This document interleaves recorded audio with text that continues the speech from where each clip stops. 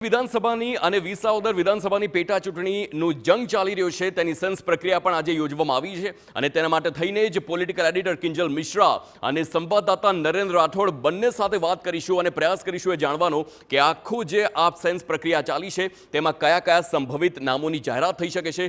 Political editor Kinjal Mishra આપણી સાથે જોડાઈ ગયા છે, તેમની સાથે સીધી વાત કરીએ।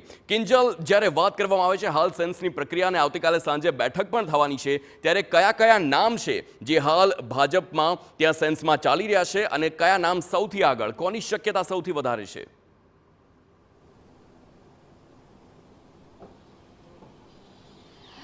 जी हार्दिक, जो भाजपनी बात करवामां आवे तो कड़ी बैठक पर जे नामों छे, केम के स्वाभाविक है कि एससी रिजर्वेशन वाली बैठक है एटले ते ज केटेगरीमांथी नामों छे तेनी पसंदगी छे ते करवानी छे। कड़ी विधानसभा माटे जो भाजपनी बात करवामां आवे तो सुरेश परमारनुं नाम सौथी आगळ चाली रह्युं छे, केम के जे पूर्व धारासभ्य हता करशन सोलंकी तेमना पीए हता, तेमनी साथे ज हितेश मकवाणानुं नाम पण रेसमां छे। ते गांधीनगરના पूर्व मेयर छे ते रही चूक्या छे। ते ज रीते नरेश चावड़ा छे के जे प्रदेश बैठक संयोजक छे, तेमनुं पण नाम અત્યારે રેસમાં ચાલી રહ્યું છે। રમેશ સોલંકી કે જે પૂર્વ ચેરમેન અનુસૂચિત જાતિ આર્થિક વિકાસ નિગમના છે, તેમના પણ નામ પર અત્યારે કહી શકાય કે દાવેદારી છે તેમની પણ જોવા મળી રહી છે।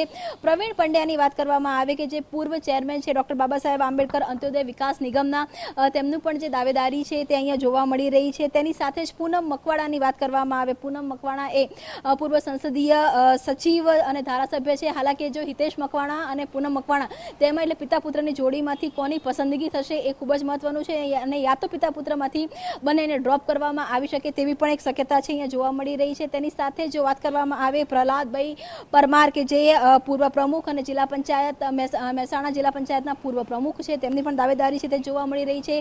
રામભાઈ પરમાર કે જે જિલ્લા પંચાયત મહેસાણાના સદસ્ય છે, તેમની પણ દાવેદારી છે તે અહીંયા જોવા મળી રહી છે। અશોક પરમાર કે જે કડી નગરપાલિકાના સદસ્ય છે, જો એક સામાન્ય કાર્યકર્તાની વાત કરવામાં આવે તો અશોક પરમારના પણ નામની પસંદગી છે તે થઈ શકે છે।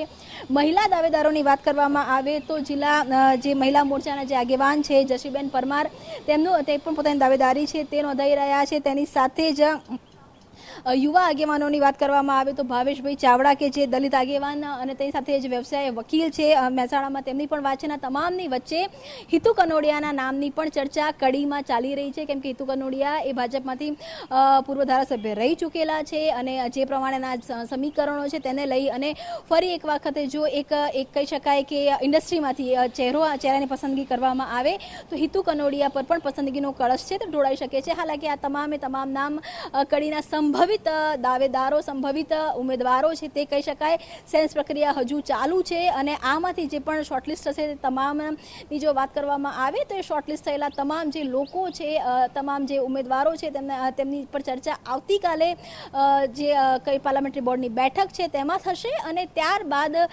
કડીમાં કોણ લડશે તે નક્કી થશે। હાલાકી જો કડીની વાત કરવામાં આવે તો કડીની જે બેઠક છે તે હાર્દિકે એ મહદઅંશે ભાજપ તરફી જ આ બેઠક રહી છે। નીતિન પટેલથી માંડીને કરશન સોલંકી સુધીની આખી જે ટેન્યર રહી હતી તેની અંદર માત્ર 2 વખતે આ બેઠક કોંગ્રેસ પાસે ગઈ છે, એટલે કડી બેઠક એ ભાજપ માટે રહી છે। પરંતુ જો વિસાવદરની વાત કરવામાં આવે તો વિસાવદરની અંદર અત્યારે ચોક્કસ ભાજપ માટે જે ત્રિપાંખીયો જંગ છે તે જોવા મળી રહ્યો છે, કેમ કે વિસાવદરની અંદર અત્યારે 3 દાવેદારો સૌથી પ્રબળ માનવામાં આવી રહ્યા છે। વિસાવદરમાં ભૂપત ભાયાણી, હર્ષદ રીબડિયા અને જે વર્તમાન શહેર પ્રમુખ છે એ 3 જે દાવેદારો છે તે મહત્વના માનવામાં આવી રહ્યા છે। તેની સાથે જ દાવેદારીનો જે ક્રમ છે તે ચાલી રહ્યો છે, પરંતુ પસંદગીનો કળશ કોની પર ઢોળાશે તે આવતીકાલે ખબર પડશે।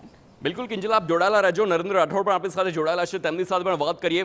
નરેન્દ્ર, કોંગ્રેસની વાત કરીએ। કોંગ્રેસ 31મીએ ફોર્મ ભરવાની વાત કરે છે અને એ જ દિવસે જે ઉમેદવારો છે તેમના નામની પણ જાહેરાત થશે, પરંતુ દાવેદારી હાલ કોણ નોંધાવી રહ્યું છે? કોનું નામ સૌથી આગળ કડી અને વિસાવદર બેઠક?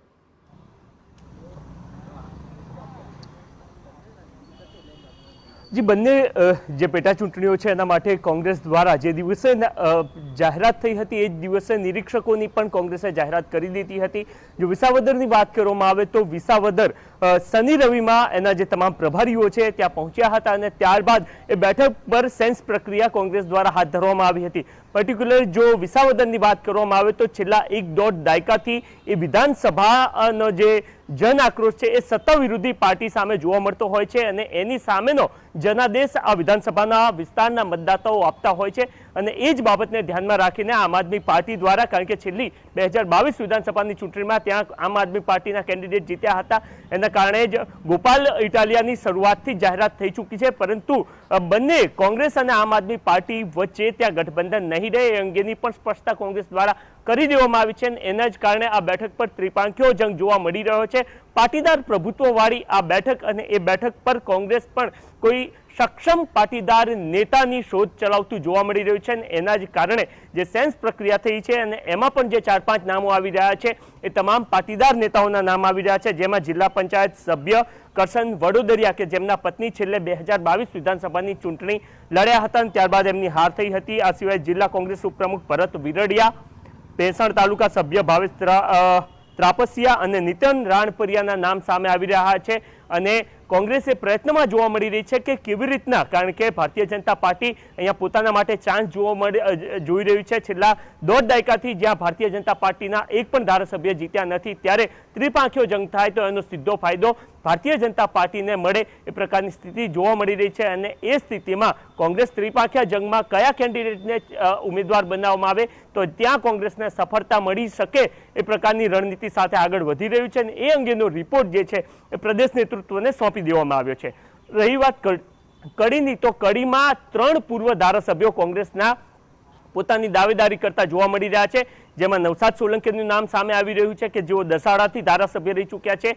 આ સિવાય ભરત મકવાણા કે જેઓ 1998-99માં સોજિત્રાથી જીતી ચૂક્યા છે અને એ સિવાય ત્યાંના જે સ્થાનિક ધારાસભ્ય 2012થી 17 રમેશ ચાવડા રહી ચૂક્યા છે, તેઓ પણ દાવેદારી કરી રહ્યા છે. આ 3 પૂર્વ ધારાસભ્યોના નામ સામે આવી રહ્યા છે. આ સિવાય 2 સ્થાનિક અત્યારે હાલના જે અગ્રણીઓ છે એમના નામ પણ સામે આવી રહ્યા છે. આજે કોંગ્રેસના તમામ જે 4 પ્રભારીઓ છે તેઓ કડી પહોંચી ચૂક્યા છે અને તમામ ચાહે સામાજિક અગ્રણીઓ હોય કે પછી કોંગ્રેસના સંગઠનના જે ત્યાંના મહત્વના નેતાઓ હોય એમની સાથે બેઠક કરી રહ્યા છે અને ત્યારબાદ એ નામ પર ચર્ચા કરવામાં આવશે કે કોને ટિકિટ આપવામાં આવે તો અહીંયાથી કોંગ્રેસને સફળતા મળી શકે, કારણ કે 2012થી 17 અહીંયા કોંગ્રેસના ધારાસભ્ય હતા અને એના કારણે કોંગ્રેસને એવું લાગે છે કે જનાદેશ અહીંયાથી કોંગ્રેસને પ્રાપ્ત થઈ શકે અને ત્રિપાંખીયો જંગ પણ એ પર્ટિક્યુલર બેઠક પર કડી પર જોવા નથી મળી રહ્યો.